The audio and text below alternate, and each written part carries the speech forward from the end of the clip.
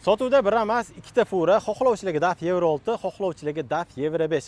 Buni o'zi profilga joylab qo'yganmiz, qiziqqanlar kirib ko'rishingiz mumkin. Sizlarni DAF Euro 5 bilan tanishtiraman. DAF 105 460 talik 8 talik mexanik korobka, holatlari a'lo darajada 2008-yilda ishlab chiqarilgan, pritsep yili 2006-yilda ishlab chiqarilgan Schmitz pritsep.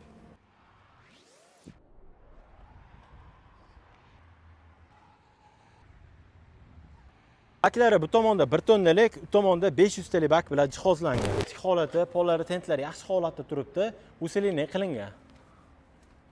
Salonning ichki holatlarini ko'rishingiz mumkin. 2 talik spalni, 8 talik mexanik korobkada yurgan masofasi 1.545.000 km masofani bosib o'tgan.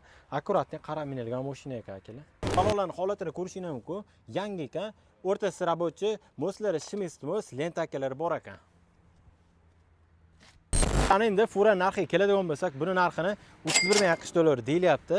TVS yana yaxshigina kelishtirib beraman deyaptilar. Maqsad realniy sotish ekan. Akamiz boshqa texnika olmoqchi ekanlar, shuning uchun sotilyapti ekan. Shuning uchun realniy oladiganlar aloqaga chiqishingiz mumkin. Variantini qilib beraman deyaptilar. Agar vodiydan ishonchli, lafzli odam bo'ladigan bo'lsa, yetmaganiga variantini qilib beraman deyaptilar akalar. Manzil Namangan viloyati To'raqo'rg'on tumanining mashinasi akalar. Videoga like bosib, fura ishlanishlarga jo'natib qo'yisham esdan chiqadi.